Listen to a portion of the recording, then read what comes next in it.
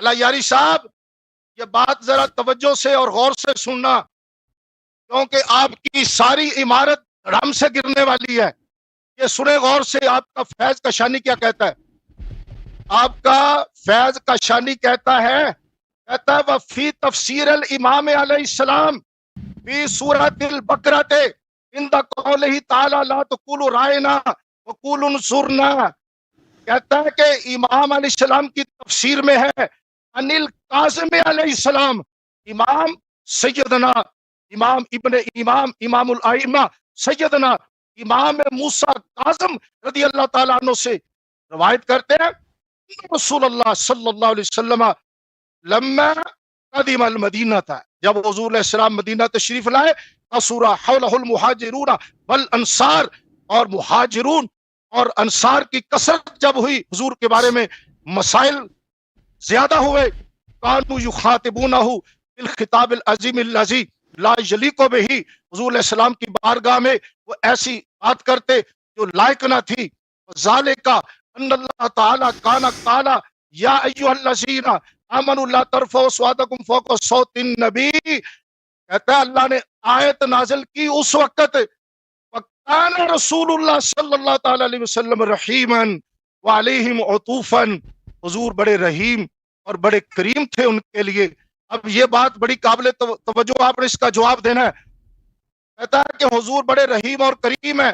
وفی ازالت الاسام عنہم مجتہدا حتی انہ کان ینظر الی من یخاطبہ فتعمل علی ان یکون صوتہ مرتفعا علی صوتہ یزیل عنہ ما توعد اللہ من احباط اعمالہ.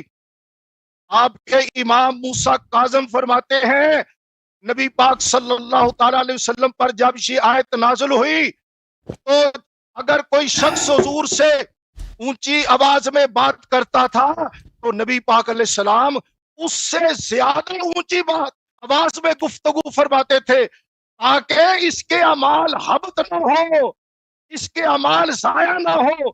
تفسیر امام علیہ السلام سے آپ نے عبارت جو نقل کی ہے، آپ نے اس میں یہ بھی خیانت کی ہے کہ اللہ تعالیٰ نے حبط اعمال کا راستہ بند کیا ہے.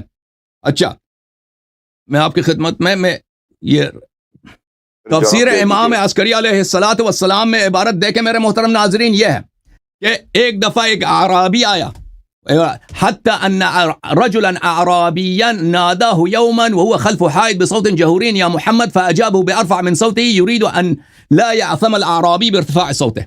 کہ ایک اعرابی نے بلند آواز سے پکارا ہے تو رسول اللہ صلی اللہ علیہ وسلم نے اس کو بلند آواز سے جواب دیا. اعرابی کہتے ہیں وہ جو ابھی مسلمان ہوئے ہیں ان کو ادب نہیں ہے، ٹھیک ہے نا. اور یہ روایت جو آپ کے کتب میں بھی موجود ہے، یہ کتاب ہے معالم السنن شرح سنن ابی داود. اسی اعرابی والی حدیث کو نقل کرنے کے بعد کہ ایک اعرابی بصوت جہوری یا محمد فاجابه على نحو ذلك، اس کے بعد کہتے ہیں کہ رسول اللہ صلی اللہ علیہ وسلم نے صفحہ نمبر 62 ہے اپنی آواز اس لیے بلند کی ہے تاکہ اس کا عمل حبط نہ ہو.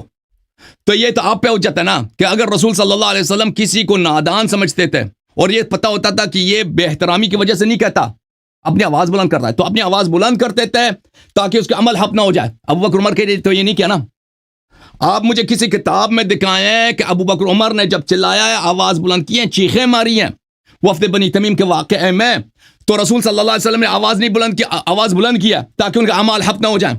دیکھیں اعرابی کے لیے رسول اللہ صلی اللہ علیہ وسلم کے دل میں اس کو نجات دینے کی محبت ہے، ان کو نجات دلایا، اپنی آواز بلند کی ہے، کیونکہ اعرابی نے جو پکارا تھا اس کی عادت ہے، وہ ایسے قومی غیر مہذب ہے، وحشی قوم ہے، ٹھیک ہے نا. ابو بکر عمر کے لیے تو نہیں کیا پیغمبر صلی اللہ علیہ وسلم، ان کے تو اعمال حبط ہو گئے.